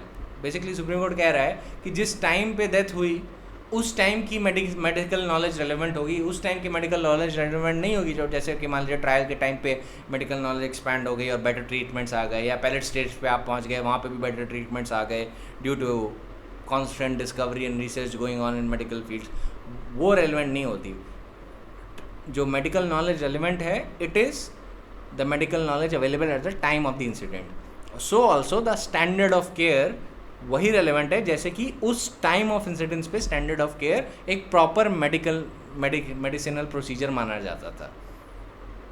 अब फिर supreme court बोलता है professional में be held liable for negligence on two findings. Either he was not possessed of the requisite skill which he professed to have possessed, or he did not exercise with reasonable competence in a given case the skill which he did possess. The standard to be applied for judging whether the person charged has been negligent or not would be that of an ordinary competent person exercising ordinary skill in that profession. It is not possible for every professional to possess the highest level of expertise or skills in the branch in which he practices. A highly skilled professional may be possessed of better qualities, but that cannot be made the basis or a yardstick for judging the performance of the professional proceeded against the indictment of negligence. तो देखिए, highest skilled person का test नहीं होता है, ordinary skilled person का जो उस profession को बिलोंग करता है वो टेस्ट होता है. फिर सुप्रीम कोर्ट ने कहा कि बोलम टेस्ट जो ले डाउन हुआ था 1957 में Wales law reporter page number 582 में, it has the applicability in India as well. फिर सुप्रीम कोर्ट ने बोला the jurisprudential concept of negligence differs in civil and criminal law. What may be negligence in civil law may not be negligence in criminal law. For negligence to amount an offence, the element of mens rea must be shown to exist. For an act to amount to criminal negligence, the degree of negligence must be much higher, gross or very high degree. Negligence which is neither gross nor of a very high degree may provide a ground for action in civil law, but not form the basis of prosecution. फिर supreme court कहते हैं the word gross has not been defined under 304A of the IPC, yet it is a settled law in criminal law that negligence or recklessness to be so held must be of such a high degree as to be gross. The expression rash or negligent act as occurring in section 304A of the IPC has to be read by qualifying the word grossly. तो Supreme Court कह रहा है कि 304A जब भी आप पढ़ेंगे, आप वहाँ पे नेग्लिजेंस और रैशनेस के आगे ग्रोस शब्द नहीं लिखा है, पर आप लगा दीजिए, आप वैसे ही पढ़ेंगे उसको, क्योंकि हाई डिग्री ऑफ नेग्लिजेंस चाहिए, या जिसको कहते हैं क्रिमिनल लॉ में ग्रोस नेग्लिजेंस या ग्रोस रैशनेस या culpable rashness, culpable negligence. To prosecute a medical professional for negligence under criminal law, it must be shown that the accused did something or failed to do something which in the given facts and circumstances no medical professional in his ordinary senses and prudence would have done or failed to do so. The hazard taken by the accused doctor should be such that the injury which resulted was most likely imminent. फिर 8वां point बताता है कि res ipsa loquitur is only a rule of evidence and operates in domain of civil law, especially in the case of torts, and hence determining onus of proof in actions relating to negligence. ये line याद कर लीजिएगा. It cannot be pressed in service for determining per se the liability of negligence in the domain of criminal law. The res ipsa loquitur has, if at all, limited application in trial of charge of criminal negligence. देखिए किसके point of view में बात हो रही है, ये doctors के point of view में बात हो रही है. जब प्रोफेशनल मैन की जब प्रोसिक्यूशन हो रहा होगा, मेडिकल मैन का प्रोसिक्यूशन जब हो रहा होगा, तो रेस इप्सा लोकेटर जो है इसका बड़ा लिमिटेड एप्लीकेशन होता है. ये एक्सीडेंट वाला केस नहीं है Ravi Kapoor versus state of Rajasthan की तरह. यहाँ पे मेयर डेथ से नहीं प्रूव हो जाता है कि नेग्लिजेंस हुई है, यहाँ पे बहुत चीज़ें प्रूव करनी पड़ेंगी. फिर ये 8 गाइडलाइंस जो सुप्रीम कोर्ट ने हेल्ड की. फिर साथ में 2-3 बात और बोली थी, जो ये थी कि जब भी आप सर्जन्स या फिजिशियंस को प्रोसिक्यूट करना चाहते हैं तो आपको एक नॉलेज, मेडिकल साइंस की नॉलेज रखने वाले व्यक्ति का ओपिनियन रहना होगा कि जो नेग्लिजेंस इस केस में है, क्या वो ऐसी नेग्लिजेंस है जो क्रिमिनल लॉ के डोमेन में आती है या नहीं, क्या वो ऐसी है जो ऑर्डिनरली मेडिकल मैन एक्सरसाइज करेगा या नहीं करेगा, given in the fact of case. कि अगर मान लीजिए नेग्लिजेंस इस लेवल की है कि लेट अस सपोज कि कोई भी डॉक्टर उस लेवल की नेग्लिजेंस नहीं कर सकता, देन इन दैट सिचुएशन ऐसा ओपिनियन लेना ज़रूरी है before you prosecute that doctor जिससे नेग्लिजेंस कमिट हुई है. तो सुप्रीम कोर्ट ने कहा कि एक ये ओपिनियन लेना ज़रूरी है, क्योंकि क्रिमिनल प्रोसेस एक बार शुरू हो जाता है तो मेडिकल प्रोफेशनल्स को बड़ा एम्बैरेसमेंट झेलना पड़ता है और हरासमेंट भी. उसको बेल, एस्केप, अरेस्ट से बचना होता है, दुनिया भर की चीज़ें करनी होती हैं. तो कोर्ट ने बोला कि जनरली पहले आप एक ओपिनियन ले लीजिएगा किसी ऐसे पर्सन से जो उस फील्ड में प्रैक्टिस करता है, जो ये सर्टिफाई कर सके कि यस जो नेग्लिजेंस कंप्लेनेंट के केस में हुई है वो ऐसी नेग्लिजेंस है जो कोई भी पर्सन जिसके पास ऑर्डिनरी लेवल ऑफ एक्सपर्टीज़ होता है वो ऐसी नेग्लिजेंस उस फील्ड में एक्सरसाइज नहीं करता. तो ये ओपिनियन लेना ज़रूरी है. या तो कंप्लेनेंट का केस यही होना चाहिए कि जो डॉक्टर प्रोफेस कर रहा है कि वो डॉक्टर है ही नहीं, that is he does not have the requisite skill which he professed to have possessed. ठीक है. फिर साथ में सुप्रीम कोर्ट ने ये भी बोला, इसका मतलब ये भी ना निकाल लिया जाए कि डॉक्टर्स को प्रोसिक्यूट ही नहीं किया जा सकता रैशनेस और नेग्लिजेंस के लिए. किया जा सकता है, but in accordance with the Bolam's test. फिर सेंट्रल और स्टेट गवर्नमेंट को डायरेक्शंस दिया और मेडिकल काउंसिल ऑफ इंडिया को भी डायरेक्शन दिया कि गाइडलाइंस इशू करें कि इनका प्रोसिक्यूशन कैसे होना है. और ये बोला कि एक private complaint may not B entertained unless the complainant has produced prima facie evidence before the court in form of a credible opinion given by another competent doctor to support the charge of rashness or negligence on the part of the accused doctor. The investigation officer also should, before proceeding against the doctor accused of a rash or negligent act or omission, obtain an independent and competent medical opinion, preferably by a doctor in a government service qualified in the branch of medical practice, who can normally be expected to give an impartial and unbiased opinion applying Boehlen's test to the fact collected in the investigation. A doctor accused of rashness or negligence may not be arrested in a routine manner simply because the charge has been leveled against him, unless his arrest is necessary for investigation or collecting the evidence, or unless the investigation officer is satisfied that a doctor proceeded against would not make himself available to face the prosecution unless arrested. Only in that situation, जब ये जो situation supreme court ने बताई हैं, इनका violation होता है कि जहाँ पे वो लेटर सपोज भाग सकता है या वो असिस्ट नहीं करेगा इन्वेस्टिगेशन को, या और भी पैरामीटर्स जो ले डाउन किए गए हैं वो सेटिस्फाई हो जाते हैं, तभी उसकी अरेस्ट हो, वरना जनरली आप डॉक्टर्स को अरेस्ट नहीं करेंगे. सिमिलरली जो जजमेंट है Kusum Sharma versus Batra hospitals and medical research का, उसमें भी सुप्रीम कोर्ट ने मोर और लेस ऐसी गाइडलाइंस दी हैं अराउंड आई थिंक 10-11 गाइडलाइंस हैं उसमें, पर जेकब मैथ्यूज़ की लगभग सारी चीज़ एज इट इज़ रिप्रोड्यूस कर दी हैं। तो ये भी आप बता सकते हैं। या कुसुम शर्मा का जजमेंट 2010 का है, 2010 में डिसाइड हुआ था, 10 फरवरी 2010 को। फिर वही चीज़ Bolam's test, negligence essential ingredient of the offence है, ग्रोस नेग्लिजेंस चाहिए, एसेट्रा, वही सारी बातें करके सुप्रीम कोर्ट ने बताया कि किस सिचुएशन में लायबल होंगे, किस सिचुएशन में नहीं लायबल होंगे। और ये बोला कि doctors are entitled to get the protection as long as they perform their duties with reasonable skill and competence and in the interest of patients. The interest and the welfare of the patients haves to be the paramount for medical professionals. तो ये सारी चीज़ें देख लिया गया। और फिर साथ में ये भी बताया गया कि medical professionals are at times have to be saved from a class of complainants who use criminal process as a tool to pressurise the medical professionals, hospitals, particularly the private hospital or clinics, for extracting uncalled for compensation. Such a malicious proceedings deserve to be discarded against the medical practitioners. तो ये वही बोलम test की बातें करके जितने भी जो बाकी के टेस्ट थे जेकब मैथ्यूज़ में जो बताए गए थे उन्हीं को रिटरेट कर दिया गया है कुसुम शर्मा वर्सेस बत्रा हॉस्पिटल में। मैं आपको बोलूँगा कि आप Jacob Mathew versus state of Punjab के साथ साथ भी ये जजमेंट का सिर्फ नाम कोट कर दीजिएगा। इससे पता चलेगा कि you are very well learned in the field कि how can a medical man be prosecuted in certain types of cases. अब देखिए, आपको मैं एक इलस्ट्रेशन देता हूँ कि क्या पर से नेग्लिजेंस हो जाएगी। लेटर सपोज एक आदमी है, उसके पैर पे फ्रैक्चर है, ठीक है, वो लेटर सपोज डॉक्टर के पास आया है ट्रीटमेंट के लिए। और इनफैक्ट ये केस भी हुआ था, ये दिल्ली का ही फोर्टिस हॉस्पिटल का केस है। उसमें क्या हुआ था कि जो डॉक्टर थे फ़ोन पे बात कर रहे थे, उनको ध्यान नहीं रहा, पेशेंट उनके पास आया था फ्रैक्चर लेके, तो उसमें बस प्लास्टर करवाना था। वो भाई साहब उनको ऑपरेशन थिएटर ले गए, एनेस्थीसिया दिया और उनका पैर एम्प्यूट कर दिया। और कौन सा? दूसरा पैर जहाँ पे फ्रैक्चर नहीं था। That was held to be a case of per se negligence. तो वहाँ पे डेथ तो नहीं हुई थी, but he was liable for hurts and grievous hurt के लिए भी लायबल हुए थे, और ये कंपनसेशन के लिए भी लायबल हुए थे कंज्यूमर फोरम के सामने। आई थिंक 50 लाख की कंपनसेशन कोट की गई थी and the consumer forum granted that in the given case. तो ये मैं समझ लीजिएगा, हर केस में जो नेग्लिजेंस है वो ऐसे ही क्योर हो जाती है। अब इसी केस में अगर मान लीजिए ये पेशेंट मर जाता due to negligence of the doctor, तो ये ग्रोस नेग्लिजेंस है। यहाँ पे इनका 304A में प्रोसिक्यूशन हो जाता और ये लायबल हो जाते हैं।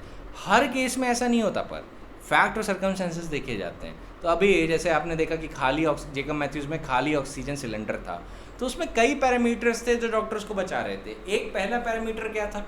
वो ये था कि डायरेक्टली एट्रीब्यूटेबल नहीं है नेक्सस एक्ट का और डॉक्टर का। आपको पता है कॉजा कॉजेंस होना चाहिए। तो डॉक्टर ने तो ऑक्सीजन सिलेंडर देने को कहा, अब हॉस्पिटल में मेंटेन्ड नहीं थे, नर्स की नेग्लिजेंस की वजह से उसको खाली ऑक्सीजन सिलेंडर दे दिया गया। तो कोर्ट ने बोला यहाँ पे डॉक्टर की डायरेक्टली नेग्लिजेंस नहीं है, यहाँ पे हॉस्पिटल के ऊपर आप कॉम्पनसेशन क्लेम कर सकते हैं। हॉस्पिटल को तो आप सिविल लाइबिलिटी में नेग्लिजेंस के लिए लाइबल कर सकते हैं, पर 304A में लाइबल नहीं होंगे। 304A में it is the gross negligence which makes a person liable, not general negligence. Civil law की नेग्लिजेंस क्रिमिनल लॉ में नहीं चलती। सिमिलरली अगर मान लीजिए एक आदमी को लिवर का ऑपरेशन कराना है और डॉक्टर ने जो सर्जरी परफॉर्म की वो इंटेस्टाइन्स की कर दी, जिसकी वजह से पेट्रोनाइटिस हो गया एंड द पर्सन डाइड, तो ऐसे सिचुएशन में ये ग्रोस नेग्लिजेंस कहलाएगी और doctor would be held responsible. Similarly कई केसेस ऐसे हैं जिसमें डॉक्टर्स कभी कभी पेट और बॉडी कैविटी में इक्विपमेंट छोड़ आए हैं इन दैट के, और जिसकी वजह से इन्फेक्शन डेवलप हुआ और पेशेंट मर गया। कई बार तो आफ्टर अ डे और 2 वो मर गया, और कई बार हुआ है कि इन्फेक्शन डेवलप हुआ, 3-4 महीने तक चला, उसके बाद मौत हुई। इन दोनों ही सिचुएशन में 304A का प्रोसिक्यूशन हुआ है और सक्सीड हुआ है। तो ये लेकिन फैक्ट और सर्कमस्टेंसेस के बेसिस पे ही डिटरमाइन होता है, ठीक है। तो अभी इन केसेस में तो हो गया क्योंकि पर से नेग्लिजेंस दिख रही थी। आप किसी के पेट पे पोछा छोड़ाओ, मेडिकल इक्विपमेंट छोड़ाओ, तो ये ग्रोस नेग्लिजेंस है। ये कोई ऐसी नेग्लिजेंस नहीं है जो ऑर्डिनरी, जो एक एरर ऑफ जजमेंट कहा जा सकता है या कोई एक्सीडेंट कहा जा सकता है। This is not a case of accident, this is a case of gross negligence कि आपने एक मेडिकल इक्विपमेंट ही बॉडी कैविटी में छोड़ा है और जिसकी वजह से अगर डेथ हो गई, then in this case the doctor would be liable. लेकिन लेट अस सपोज अगर ड्यूरिंग अ ट्रीटमेंट कुछ एक्सीडेंट्स हो गए, तो डॉक्टर लायबल नहीं होता। अगर लेटर सपोज जैसे जेकब मैथ्यूज़ में ऑक्सीजन सिलेंडर खाली निकला, वहाँ पे भी डॉक्टर लायबल नहीं हुए क्योंकि कॉजा कॉजेंस नहीं थी एक्ट। दूसरी बात, जो नेग्लिजेंस जो एनविसेज्ड है वो ग्रोस नेग्लिजेंस होनी चाहिए। अब डॉक्टर ऑब्वियसली एक्सरे रिविजन तो उसके पास होती ही नहीं कि वो सिलेंडर के अंदर देख ले। हॉस्पिटल की ऑब्वियसली जिम्मेदारी बनती है कि वो ऑक्सीजन सिलेंडर्स मेंटेन रखे, लेकिन अगर नहीं थे तो आप सिविल एक्शन क्लेम करिए हॉस्पिटल पे, आप डॉक्टर को नहीं लायबल कर सकते 304A में इस सिचुएशन में। और हमेशा याद रखिए, जब भी प्राइवेट कंप्लेंट हो रही होगी या आईओ इन्वेस्टिगेट कर रहा होगा केस को, आईओ मतलब इन्वेस्टिगेशन ऑफिसर, तो उसको एक मेडिकल मैन का ओपिनियन लेना है इन द गवर्नमेंट सर्विस, और उसी फील्ड का जिस फील्ड में नेग्लिजेंस का एलिगेशन लगाया गया है, ठीक है, जैसा कि जेकब मैथ्यू में था। ये बहुत ज़रूरी है, अगर ये नहीं हुआ तो कंप्लेंट विथ स्टैंड नहीं कर पाएगी, क्वाश हो जाएगा। अक्सर कोर्ट क्वाश कर देते हैं ऐसे ग्राउंड पे कि जहाँ पे एक इंडिपेंडेंट ओपिनियन नहीं है। तो इस बात का ध्यान रखिएगा कि first you need to have an opinion, जैसा कि जेकब मैथ्यूज़ में बताया गया है, ऐसे गवर्नमेंट मेडिकल मैन का जो उस फील्ड में प्रैक्टिस करता हो, जो बता सके कि क्या जो नेग्लिजेंस जो एलेज की जा रही है क्या वो ऐसी है जो एक ordinary medical practitioner having those professional skills would not do. अगर एवरेज स्किल में भी देखा गया कि एवरेज स्किल में उन्हीं फाइल कर रहा है जब, और अक्यूज्ड की जो एक्ट्स हैं वो बिलो एवरेज हैं, तब वो लायबल हो जाएगा, बिलो एवरेज एक्ट्स के लिए लायबल हो जाएगा। लेकिन अगर एक्ट्स निकल आई कि वो ऑर्डिनरी कॉम्पिटेंस में फॉल करती हैं और ऑर्डिनरी कॉम्पिटेंस के केसेस में ऐसा हो सकता है कि डॉक्टर ऐसी नेग्लिजेंस कर दे, तो ऐसे केस में आप civil max to max civil damages claim कर सकते हैं, 304A में नहीं, जहाँ पे ग्रोस नेग्लिजेंस डिमांड होती है।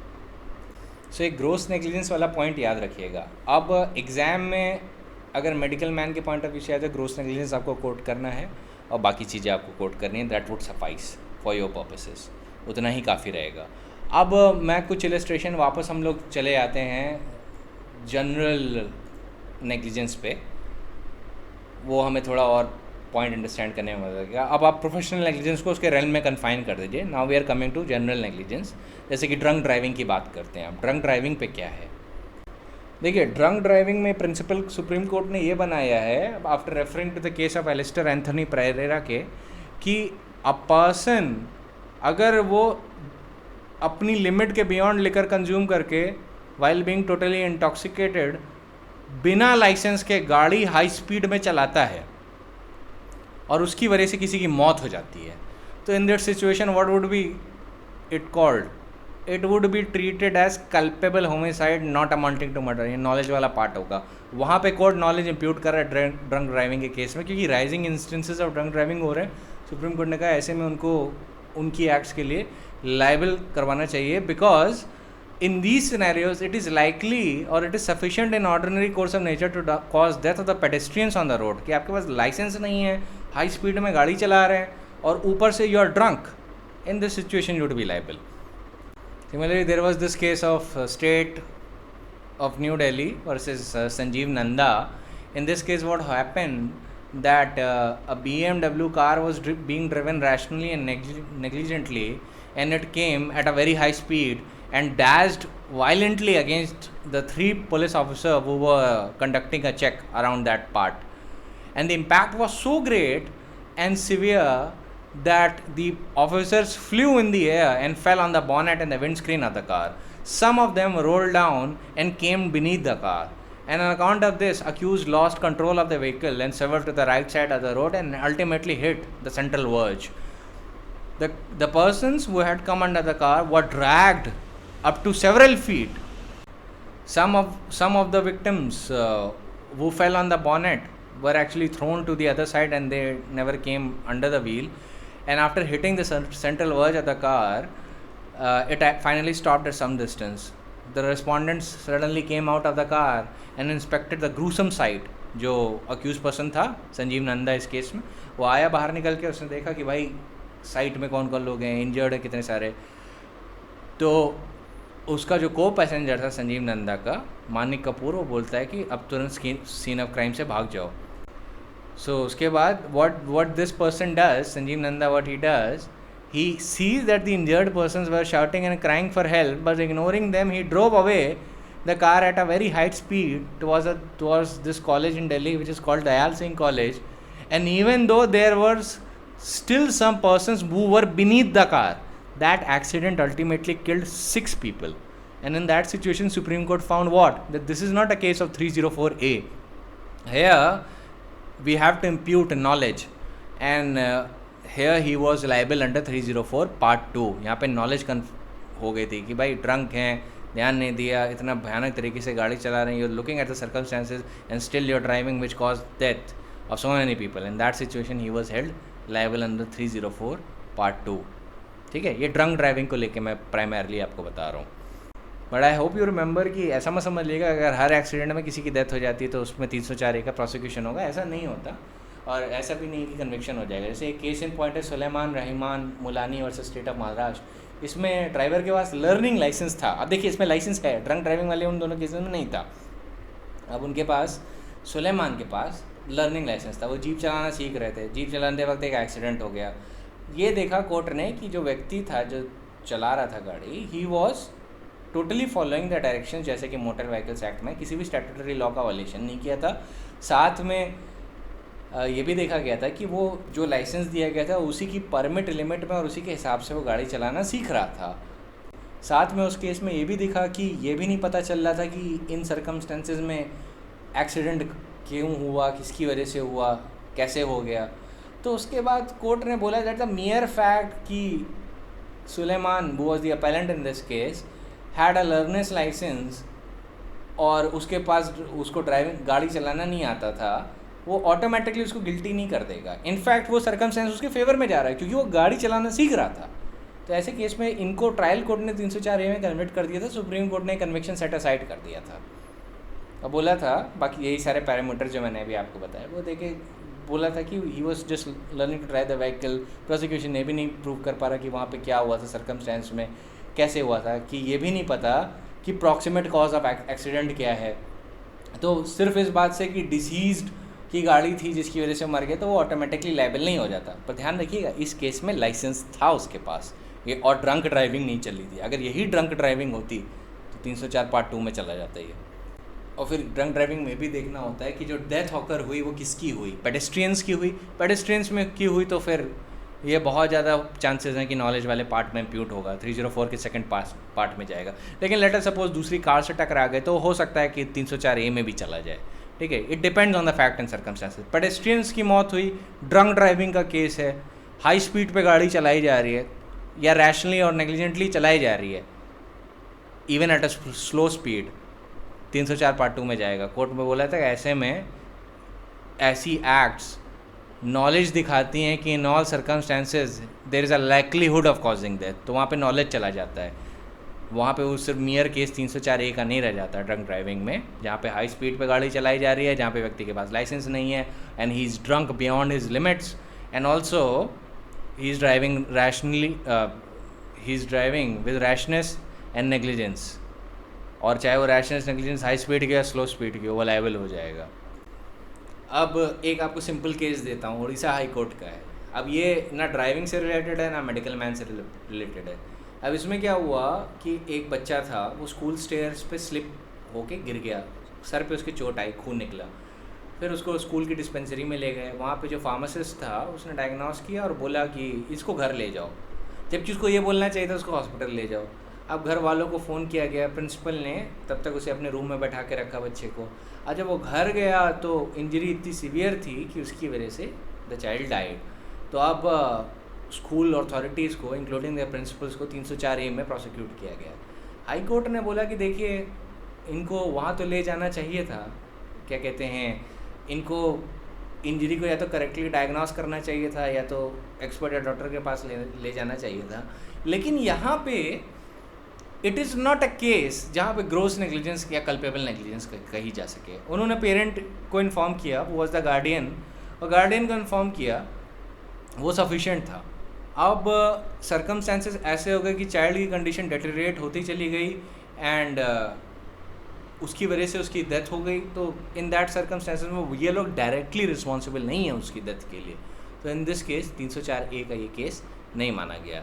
सिमिलरली एक केस था BP Ram and another versus state of Madhya Pradesh का. इसमें क्या हुआ था कि एक क्लब की मेंबरशिप थी वहाँ पे एक बच्चा था ना, वो चौकीदार से बच के छुप के आ गया, और वहाँ पे स्विमिंग पूल भी हुआ करता था, क्योंकि स्विमिंग पूल में तैरना चाहता था, तो वो एकदम छुप के क्लब में उसने पीछे के रास्ते से एंट्री ली और वहाँ पे स्विमिंग पूल में काफ़ी देर तक रहा। फिर अपने दोस्त के भी साथ आया था, तो फिर जो लड़का था इस केस में जो मर गया वो था ऋषि अग्रवाल। उसको काफ़ी टाइम के लिए ढूंढा जा रहा था कि वो कहाँ है, और उसका दोस्त भी उसको ढूंढने की कोशिश कर रहा था, वो मिल नहीं रहा था। और जब ऋषि अग्रवाल जब पूल में गया था तो 18 से 20 पर्सन्स थे पूल में, लेकिन जब वो सारे लोग चले गए तभी ऋषि अग्रवाल मिला नहीं। थोड़े टाइम बाद ऋषि अग्रवाल के पेरेंट्स को फ़ोन किया गया कि कहाँ है भाई। फिर क्लब के अंदर छानबीन शुरू हुई, पता चला कि उसकी डेड बॉडी स्विमिंग पूल के अंदर है, वो डूब गया था। तो ऐसे में क्या हुआ, ये भी डेथ बाय नेग्लिजेंस में नहीं गया। यहाँ पे क्लब अथॉरिटी की जो नेग्लिजेंस थी वो टॉर्ट में नेग्लिजेंस हो सकती थी, पर वो 304A ऑफ द आईपीसी में कल्पेबल या ग्रोस नेग्लिजेंस नहीं मानी गई। क्यों? क्योंकि ऋषि Agarwal surreptitiously entered into the swimming pool and drowned। surreptitiously मतलब वो छुप के स्विमिंग पूल में एंटर किया था, उसकी वजह से वो डूब के मरा था। तो it was not a direct case of 304A। अब काउंसिल फॉर द प्रोसिक्यूशन ने ये भी बोला कि इनको कोई साइंस लगानी चाहिए थी, वार्निंग साइंस लगाने चाहिए थे। सुप्रीम कोर्ट ने कहा ये जो वार्निंग साइंस और ये सारी चीज़ों की जो आप बात कर रहे हैं, sorry Madhya Pradesh high Court ने बोला कि जो वार्निंग साइंस और बोर्ड्स की जो आप बात कर रहे हैं ये सिविल लाइबिलिटी में अप्लाई है, ये क्रिमिनल लाइबिलिटी में नहीं जा सकता। ऑलराइट, क्योंकि main point of contention, main point जो कोर्ट ने जिस पे ध्यान दिया, what was the central focal point, that the Rishi Agarwal surreptitiously entered into the swimming pool and drowned because of that. So directly they were not responsible, even though they were negligent. Civil law के हिसाब से वो negligent कहे जा सकते हैं कि भाई 17 साल का बच्चा पानी में चला गया, आप लोग ध्यान नहीं दे रहे थे। द सिविल लॉ में आप कंपनसेशन के लिए लायबल करिए, पर क्रिमिनल लॉ में you know it is the gross negligence which is made relevant for the purpose of 304A। अब एक और केस बताता हूँ, Ambalal D Bhatt versus state of Gujarat. अब इसमें भी 304A नहीं था, 304A को प्रोसिक्यूशन नहीं माना गया। किस पॉइंट पे? सुप्रीम कोर्ट ने फिर वही बात बोली थी, ये सुप्रीम कोर्ट का केस था, उसमें बोला था कि जब तक प्रिंसिपल ऑफ कॉजा कॉजेंस नहीं फुलफिल होगा, जब तक डायरेक्ट एक्ट नहीं होगी, अप्रॉक्सीमेट एक्ट नहीं होगी, तब तक आदमी लायबल नहीं हो सकता 304A में। और इस केस में क्या हुआ था कि appellant Ambalal was a chemist in charge in a chemical industry along with 5 other members. All of them were charged with 304A of the IPC. They were found negligent in manufacturing a solution of glucose which was later consumed by the patient of different hospitals, and 13 patients died by the injection of the solution. It was found that the solution contained more lead nitrate than that was permitted. Here, one member whose name was Prabhakaran was the chief analyst of the testing laboratory. He was found negligent in his part as he did not prepare the solution according to the Drug Control Act. Here, the Supreme Court held that the appellant Prabhakaran, along with these other persons, cannot be held liable alone. The court further stated that the appellant was not only negligent, here it was the duty of several other persons to maintain the quality of solution. Under the principle of causa causans, there is the causal chain that consists of many links, acts, like जैसे acts wax होती हैं, इसमें एक chain चलती है. It talks about the acts which ultimately contributes to the consequence. Here the action of the appellant was found to be only one of the causes of all causes. मतलब वो causa sign कौन on था, वो पूरी chain में एक cause था, उसका direct relation नहीं था death से. तो ऐसे केस में कोर्ट ने बोला इन दिस केस इनको आप सिविल साइड पे आप लाइबल करवाइए, ड्रग्स कंट्रोल एक्ट के प्रोविजंस के लिए आप लाइबल करवाइए, बट आप 304A में नहीं लाइबल करवा सकते क्योंकि ही was just one member. Ambalal was also just one member. बहुत सारे लोग थे जिनको क्वालिटी कंट्रोल में चेक करना चाहिए था, ये सोल्यूशन नहीं किया उन्होंने. तो एक कैजुअल चेन जो कॉजा कॉजेंस के लिए चाहिए होती है वो फुलफिल नहीं हो रही है. And in this case court never found it sufficient to apply the parameters of 304A and found that these people cannot be prosecuted under 304A. अब एक केस आपको बताता हूँ दिल्ली हाई कोर्ट का, Ramkaran versus state Delhi administration. 4 दिसंबर 2009 को decide हुआ. ये किस चीज़ से डील करता है? ये एक डिमोलिशन का मैटर था जहाँ पे लेबर मर गया था because of the injuries he sustain at the construction site. So what happened in this case? In this case, deceased was a laborer who sustained injuries at the construction site during the course of demolition of the house, and due to those injuries, he succumbed to his death. Eyewitness categorically deposed before the court that the house was under construction and was in process of being demolished. The petitioner Ramkaran had been asked not to carry out the demolition because of some mishappening could take place, but he did not accept their request. Incident occurred at 9 a.m.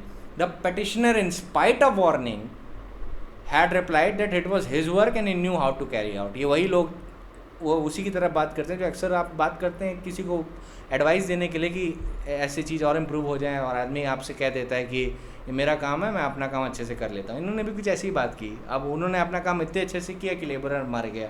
अब labourer मर गया तो इनको 304A की सज़ा हुई थी और कोर्ट ने बोल दिया था यू हैड वार्निंग, आपने जो डिमोलिशन का काम था ढंग से नहीं किया, उसकी वजह से लेबरर की मौत हुई. डिमोलिशन का डायरेक्ट कनेक्शन था लेबरर की डेथ से, and you are in this situation liable. Now there is one case of Qurban Hussain Muhammad Ali Rangwal versus State of Maharashtra. It was reported in 1965, volume number 2, Supreme Court Reporter, page number 622. In this case, a factory was licensed on certain condition to manufacture paint. The manager and the working partner did not have a license for manufacturing wet paint, but nevertheless, the factory manufactured them. Certain burners were used for the purpose of melting rosin and bitumen by heating them in barrels and adding turpine thereto. After the temperature cooled down to a certain degree, फिर उसका use होता था. While this process was going on, froth overflowed. कि मतलब वो heat होता ही रहा, उसकी वजह से फ्रॉथ डेवलप हुआ, उसके वजह से वो ओवरफ्लो करने लगा out of the barrel, and because of the heat varnish and the turpine which was stored at a short distance caught fire and it resulted in death of 7 persons in the factory. अब एक question आया कि whether the manager and the working partner of the firm which ran the factory were guilty under 304A and 285 of the IPC. It was held that the mere fact that the burners were allowed to be used in the same room in which varnish and turpine were stored, even though it might have been a negligent act, would not be enough to make the appellant before the Supreme Court responsible for the fire which broke out. The cause of the fire was not merely the presence of the burners in the rooms, but also that the varnish and turpine were stored, though this circumstances was indirectly responsible due to which fire broke out. Supreme Court ने कहा कि देखिए directly ये लोग fire के लिए responsible नहीं है. It is at most a case of accident. The requirement of 304A ये होती है कि जो डेथ है उसका एक डायरेक्ट और प्रॉक्सिमेट कॉज होना चाहिए अक्यूज्ड के एक्ट से. वो भी इस केस में सेटिस्फाई नहीं हो पाया था, तो उसको भी 304A में केस नहीं गया. तो प्राइमरली यही था आप लोग के इन्फॉर्मेशन के लिए. 304A का टॉपिक हो जाएगा. एक चीज़ और याद रखिएगा, उपहार सिनेमा ट्रेजेडी जो दिल्ली में हुई थी वो भी 304A का ही केस था, तो उसमें भी 304A के ही मैटर में कन्विक्शन हुआ था, और जिसमें आई थिंक बहुत लोग मरे थे उपहार सिनेमा ट्रेजेडी में. अब इसमें कई उपहार सिनेमा ट्रेजेडी में क्या हुआ था कि आग लग गई थी सिनेमा हॉल में, कार्बन मोनोऑक्साइड की वजह से कई लोग मर गए थे. कई चीज़ें पाई गई थी केस में कि ना फायर अथॉरिटीज़ की ढंग से परमिशन ली गई थी, फायर अथॉरिटीज़ ने भी बिना नॉर्म्स और रूल्स को चेक किए परमिशन दे दी थी, इलेक्ट्रिशियन बोर्ड ने भी ढंग से परमिशन नहीं दी थी. उन्होंने देखा सारे रूल्स और नॉर्म्स का वायलेशन करके लाइसेंस प्रोवाइड किया गया था. तो ये जो चलता है वाला एटीट्यूड है जो इस कंट्री में है, उसको बहुत क्रिटिसाइज़ किया था सुप्रीम कोर्ट ने.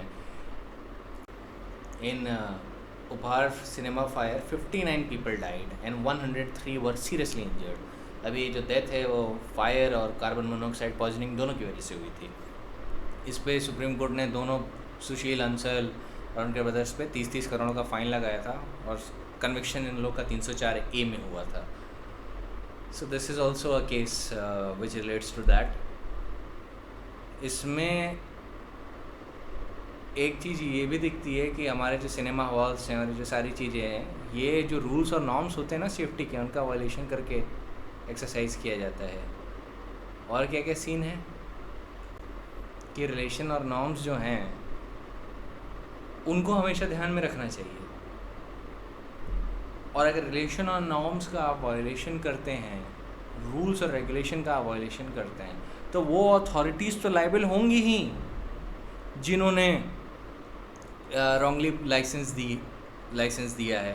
लेट अस सपोज कि फायर अथॉरिटीज़ ने बिना बिल्डिंग को ढंग से देखे और बिना ये देखे कि क्या फायर सेफ्टी है या नहीं, लाइसेंस ग्रांट कर दिया। ये सब परमिशन लेनी पड़ती है उन लोग की। तो ऐसे में एक चीज़ का ध्यान रखिएगा कि जो फायर और इलेक्ट्रिशियन अथॉरिटीज़ हैं, ये डायरेक्टली तो डेथ के लिए लायबल नहीं होती हैं, लेकिन जो पर्सन सिनेमा हॉल कंस्ट्रक्ट करवा रहा है या कोई बिल्डिंग कंस्ट्रक्ट करवा रहा है जिसकी वजह से लोगों की डेथ हो जाती है, तो ऐसी सिचुएशन में वो 304A के लिए लायबल होगा, जहाँ पे permissions and licenses are corruptly obtained and there is a direct relationship between the act and the deaths of the people. अब उपहार सिनेमा ट्रेजेडी में क्या हुआ था कि बॉर्डर फिल्म को देखते हुए ट्रेजेडी घटी थी कि आग लग गई थी। अब सिनेमा में ना कोई पब्लिक अनाउंसमेंट सिस्टम था, ना कोई इमरजेंसी लाइट्स थी, ना कोई पैथवेज थे, फायर एग्जिट था, यूज़ ऑफ जो प्रेमिस था वो भी इतना क्राउडेड था और इतनी छोटी जगह थी निकलने को कि स्टैम्पीड हो गई। इसकी वजह से कई लोग फंस गए थे और कार्बन मोनोऑक्साइड की पॉइजनिंग और आग की वजह से 59 लोगों की जान चली गई। सुप्रीम कोर्ट ने पूरे टोटलिटी ऑफ द सर्कमस्टेंस में रखते हुए को ध्यान में रखते हुए पनिश किया था सुशील अंसल को और उसके भाई को। एंड द केस का साइटेशन है Sushil Ansal versus state through represented through CBI। तो आप चाहें तो ये भी केस रेफ़र कर सकते हैं, पर प्राइमरली इसमें काफ़ी और इश्यूज़ इन्वॉल्व थे। इसमें चीटिंग का भी इशू इन्वॉल्व था, डिसअपीयरिंग ऑफ द एविडेंस का भी इशू इन्वॉल्व था, तो ये भी आप कोट कर सकते हैं। So that was primarily it for today. इससे आपका डेथ बाय नेग्लिजेंस की सिचुएशन ख़त्म हो जाती है। Tomorrow will start with dowry death and abetment to suicide. ये थोड़ा जॉइंटली अगर आप समझेंगे abetment to suicide and dowry death तो अच्छे से समझ में आता है। So I will meet you tomorrow.